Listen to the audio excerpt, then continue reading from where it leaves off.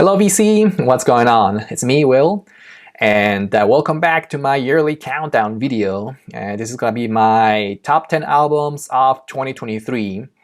And this video is coming out a little bit early for me because I usually will wait until the very last minute to make and post the video of my top 10 albums of the year. Usually because I really try to absorb as much as possible from the records in my list before making my final decision on my top 10 albums of the year. But this year was, I think, a little bit different. I think I had my top 10 list pretty well established in the last couple of weeks, maybe with a few minor changes here and there, but I think my list was already pretty solid in the last few weeks. And what a year in rock music. This was an excellent year for new rock music, in my opinion. And I think you'll find out based on my top 10 as well as my big list of honorable mentions. So yeah, before going into my top 10, let's go through my honorable mentions list. So these are the records that I really enjoyed in 2023, but quite didn't make it to my top 10 albums of the year. And I usually have like maybe 3 or 4 records in the honorable mentions list. This year I have 7. That's how strong this year in 2023 was in new music. So let's go through those real quick, and as usual I'm going to have them floating around here in the screen so you can check those out. First of all, MXPX came back really strong this year with a great pop-punk album called Find a Way Home. Excellent record from the legendary pop-punk band. And Attendant Anna, this was a new band for me. I discovered this band this year, and they came out with a beautiful indie pop record called Principia. Be Your Own Pet. They came back finally in 2023. After breaking up back in the early 2000s, this was a surprise release for them. They reunited and released a great record on Third Man Records called Mommy. Excellent garage rock album. Speaking of comebacks, the Hives came back this year also with an awesome garage rock album called The Death of Randy Fitzsimmons. Very reminiscent of the very first couple of Hives records. Excellent new album from them. Metallica came back strong this year, in my opinion. I think the new record was a little bit divisive across all the fans out there.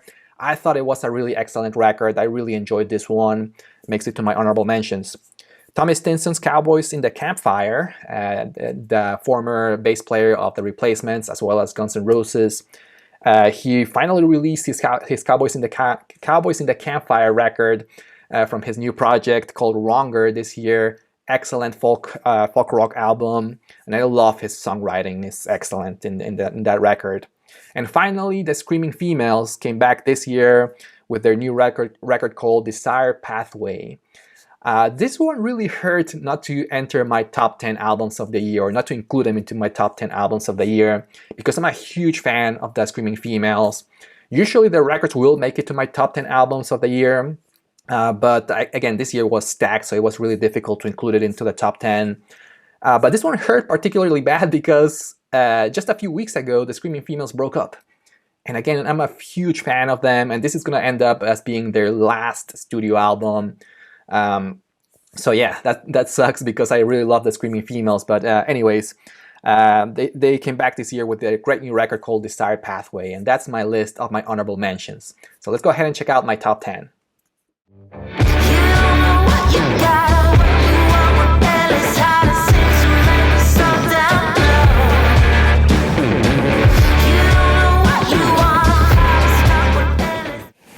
Alright, so let's start off with number 10, and it is The Kills with their new record called God Games, and it came out on Domino Records.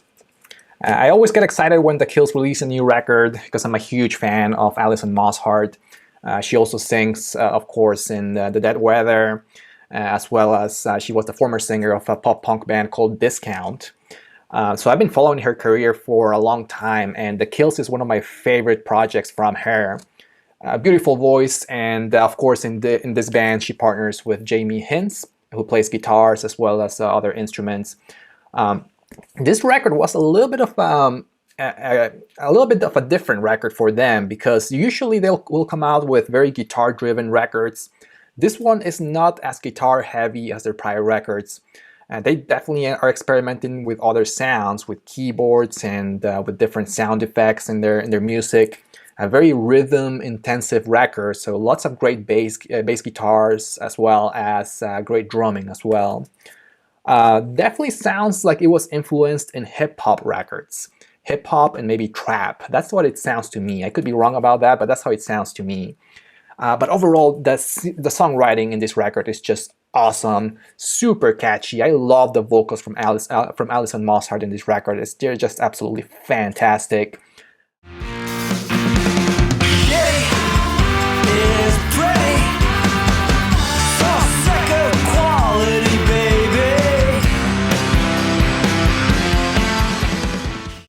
Alright then, speaking of rock duos, how about coming in at number 9 is the new record from Quasi. And this one's called Breaking the Balls of History. And it came out on Sub Pop Records. Breaking the Balls of History, album title of the year if you ask me. Great new record from Quasi. They came back with the excellent record. Of course, featuring Janet Weiss, formerly of Sleater-Kinney, as well as Sam Coombs, formerly of Heat Miser, as well as some other great bands. And I got it signed by Janet when I saw them live earlier this year. Kind of like a wacky indie rock album with heavy punk rock influences. I'm not really sure how to describe the music from Quasi. You really have to listen to the music to really understand it. But I love the fact that they have so many great melodies in the songs, and in some of the songs they just start kind of like a normal tracks, and then in the middle of the track they just break down into this punky, almost improvised keyboard solo and drum solo. It's really out there, and it's very unique to the music of Quasi. I really enjoyed this record. The vocals from Sam are excellent. The keyboards are awesome. The drumming from Janet, she's one of my favorite drummers of all time. Really great new record. And if you get a chance to see Quasi live sometime soon, do not miss them because they are wild. Bite the bullet, don't see the fate. More fucking down. Don't you tell me about tomorrow. Cause tomorrow never come. Gonna cheat, steal, and... Alright, let's move on to number 8 and let's show some punk rock. Number 8 comes in the new record from Rancid. And this one's called Tomorrow Never Comes, and it came out on Hellcat Records as well as Epitaph Records. Comeback record from Rancid. Of course, I'm a huge fan of them from back in the 90s. They came up with some legendary and classic punk rock albums back in the 90s.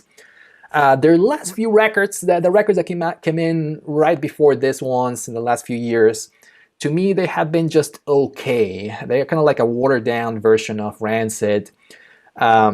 But this one hit hard because it's just so reminiscent to the music from their very first couple of records. Fast-paced and straight to the point. Only 29 minutes in the whole record. Fast-paced punk rock, lots of energy, great guitars, great vocals from Lars and Tim as well. Excellent new record from Rancid. Has some really catchy tracks in this one, like Devil in Disguise, Tomorrow Never Comes, and the super fast track called Don't Make Me Do It. I love that track. Fun new record from Rancid. Glad to see them coming back strong this year in 2023, and hope to see many more records from them in the future. Again, at number 8, Rancid with Tomorrow Never Comes. You in the kitchen while I burn.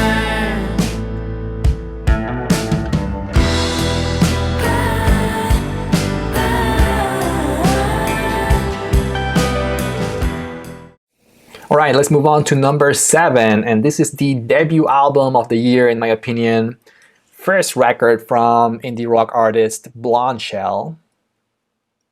And this one came out on Partisan Records. It's a self-titled record from Blondeshell, indie rock artist from Los Angeles. I picked this one up on CD, even though I really should have picked it up on vinyl because I really love this one a lot. Again, indie rock with very heavy 90s type of vibes in her music. It's the kind of music where the vocals seem to blend in very well with the guitars and with the music overall. I love her vocals and I love her songwriting, which in my opinion is the highlight of this record.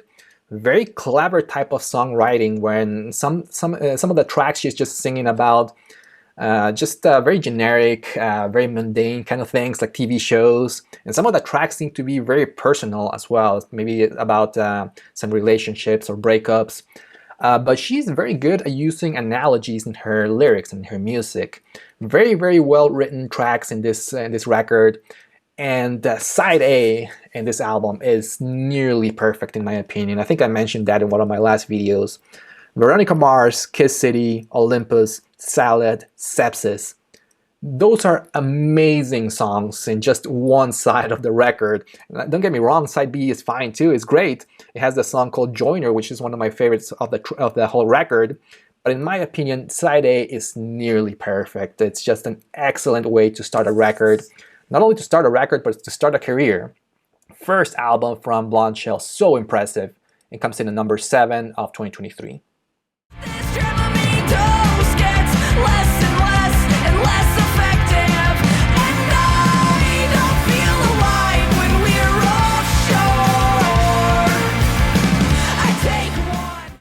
Alright, coming in at number 5. If you watch my videos, you know I'm a huge pop-punk fan.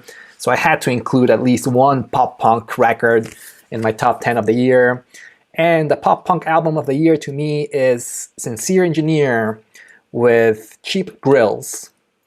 Absolutely love this record from Sincere Engineer. Newish band from Chicago. And this one came out on Hopeless Records. Such a fun record. This is a great summertime type of record, as you can see from the cover. Super melodic, very kind of like an upbeat, fast-paced pop-punk music. I love the vocals in the singer, Deanna Bellows. She's a great pop-punk singer in a way that she has a great, kind of like a raspy voice, but with a great snarl, which is very traditional of pop-punk music. So her melodies are just awesome. Excellent new record from Sincere Engineer. It's one of my favorite new-ish bands from the last few years. I think this is their third studio album, but it's just so impressive the way that they can just find ways to innovate in their music. Usually the thing about pop-punk music is that a lot of the bands, they fail to innovate and try new things. Sincere Engineer is not that. They really are experimenting with new sounds in this record. They try in different sounds with keyboards, and they slow things down with a few great ballads as well. Overall, an excellent and very fun record from Sincere Engineer. If you check out something from here, check out the first couple of tracks, Anemia and California King, as well as Library of Broken Bindings. Why should a puppy drink the hair of the dog?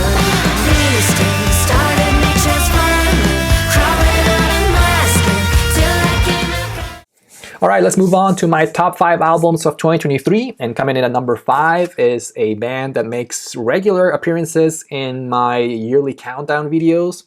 I think all of their records since their 2016 album, Foil Deer, all of the records have made it to my top 10 yearly lists. And this one, again, no exception, the new record from Speedy Ortiz, Rabbit Rabbit, and it came out on Wax 9 Records. What a great record from the indie rock band from Massachusetts. I love the melodies in this record, especially in the first couple of tracks, Kim Cattrall and You Season 2. Awesome melodies, very catchy as well. Catchy indie rock with very heavy 90s type of vibes in their music. But to me, the highlight in this record and in the music in Speedy Ortiz in general are the vocals, the guitars, and of course the songwriting or the lyrics from the leader of the band, Sadie Dupois. She is a poet, and her music or her lyrics are really hard to understand what the songs are about. And to me, that's the fun of it. You know, you don't have to understand what the songs are about to really love the music. And that's, to me, the music from Speedy Ortiz. Very cryptic, very hard to know what they are about. Maybe she's telling a story, maybe she's singing about something personal.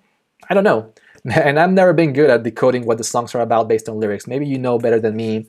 But anyways, this is a fantastic new record from Speedy Ortiz. Definitely check out some of the tracks here. Kim Cattrall and You Season 2, the first 2 tracks in the record are awesome. Scaps is super catchy. And the bangers in this record are awesome, especially in the songs Ranch vs. Ranch and Ghost Rider. Absolutely bangers of songs. Great guitars. Again, great new record from Speedy Ortiz. Rabbit Rabbit comes in at number 5. Oh, you can't put a price on that. Give all you have, get nothing back. Love never leaves you in the black. You'll never get your money. All right, coming in at number 4 is the new record from Alex Leahy. And this one's called The Answer Is Always Yes. And it came out on Liberation. Singer-songwriter out of Australia. First of all, check out that album cover. Love that album cover. It takes a lot of guts, I think, to put in a picture like that of yourself in like this in the album cover, and I love it. I love that picture of Alex. Anyways, great catchy indie rock. Love the melodies in this one. Love the singing from Alex. I love the guitars. The music is great, but the highlight in this one to me are the lyrics. She is really good at telling a story with her lyrics. Similar to what Courtney Barnett does with her own music. I know that there's a lot of comparisons between the two of them, not only because both of them are from Australia, but because they are very good at painting a picture with their lyrics. And that's what I love the most about this one. The lyrics and, of course, the music is great. Super catchy, great melodies in this one as well. Check out the song's called Congratulations, which is kind of like a tongue-in-cheek breakup song. The Sky is Melting is a very deep ballad, but the faster, the more upbeat tracks in this record are my favorites from this one. Songs like Good Time, You Never Get Your Money Back, and Shit Talking. Love those tracks. Definitely highly recommend it. Check out the new record from Alex Leahy. It makes my number 4 album of 2023. Waiting for, well, my life is kind of crazy, and I'm not very place about. All right, coming in at number 3 is the new record from Richie Ramon, Live to Tell, and it came out on Outro Records. This was the surprise release and surprise album of the year to me.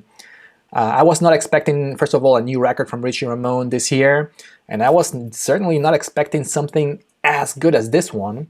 Even though I have been a fan of Richie Ramon for the last few years, since he has been releasing some of his solo albums, since his first album, Cellophane, and I've liked it, but I knew that it was going to be good, but I didn't expect it to be this good. I absolutely love this record. Again, Live to Tell. And don't try to expect something very upbeat and fun as the music from the Ramones, especially the first few records from the Ramones. This is a little bit different. This is more reminiscent to what the Ramones released back when Richie was in the band, so maybe later in the 80s. So a little bit more alternative rock influence type of music, with a few hints of kind of like the Ramones types of guitars here and there in the tracks. Overall, a little bit of a sad record. You can hear a lot of melancholy in Richie's voice in some of the tracks like Cry a Little Sister and Old Ways. It seems like he's trying to kind of like face his own mortality in some of those tracks. They do have a little bit of a sad feeling in some of those tracks. But anyways, fantastic songwriting in this record. Love the vocals from Richie Ramon in this one. He has a little bit of like that classic rock and roll raspy type of vocals, but his voice projects so well in this record. I'm not sure how this record was recorded, but it was recorded really, really well to highlight the vocals from Richie Ramon. And the drumming, of course, is fantastic. Ready to go, and days move slow. I'm living in the city. Back home, there's flowers on the grave. All right, let's move on to my number 2 album of 2023. And this is where it started to get really difficult for me to pick between a number 1 and number 2. The next 2 records that I'm going to show you were virtually in a tie for a long time. But at the end, I had to make decisions. There's no tying in my countdown, so I had to pick this one for my number 2. The new record from Bully, and this one's called Lucky For You. And it came out on Sub Pop Records. Bully is the only band that all of the records in their catalog have made it to my top 10 albums of the year, my top 10 countdown videos. From 2014, Feels Like, from 2017, Losing, and from 2020, Sugar Egg. All of those records have made it to my yearly countdown list. And this is the record that has ranked the highest out of the four. So yeah, I do believe that this is the strongest, the best record from Bully. Holy smokes, what a great record from Bully. This record came out earlier in the year, maybe around February or March. So for a long time, it was actually my number one, but it eventually was dethroned by the number one that I will show you after this record. Anyways, what a fantastic record. It is so addicting. The songs in this record are just so incredibly addicting. Great melodies, super catchy. I love the vocals from Alicia, the lead singer and guitar player of the band. She has a very 90s type of vibe in her vocals, so a little bit of a raspy voice, and very reminiscent to the vocals from Courtney Love in a way. But the tracks in here are just definitely just so melodic and so, like I said before, very addicting. These are the tracks that were stuck in my head for the longest time throughout the year. Songs like Days Move Slow, A Wonderful Life, Hard to Love. She has a great collaboration here with Soccer Mommy as well in one of the tracks here. And the song Miss America, absolutely a heartbreaking song. So much emotion from Alicia in that track. Which I believe is also a little bit of a breakup song. But otherwise, most of the tracks here are very upbeat, very personal kind of lyrics, lots of love songs as well. And the closing track in this record is an absolutely banger of a track. If you check out something from this record, check out the song All This Noise, the closing track from the record, where she really goes all out on the current issues in the country right now. She goes all out with topics like climate change, women's rights or abortion rights, and gun violence in the country. Just she touches on all those topics in a single track. It's an excellent closing track, and you can really feel the anger in her voice when she sings that song. Again, All This Noise. Overall, a really, really good record from Bully. It's my number 2 of the year. It's called Lucky for You.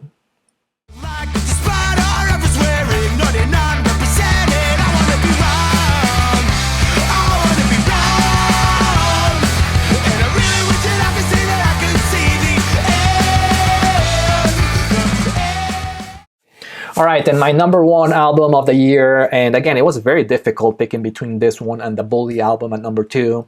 But at the end, this one ended up winning. The new record from Jeff Rosenstock, Hell Mode, and it came out on Polyvinyl Records. Fantastic new record from Jeff Rosenstock.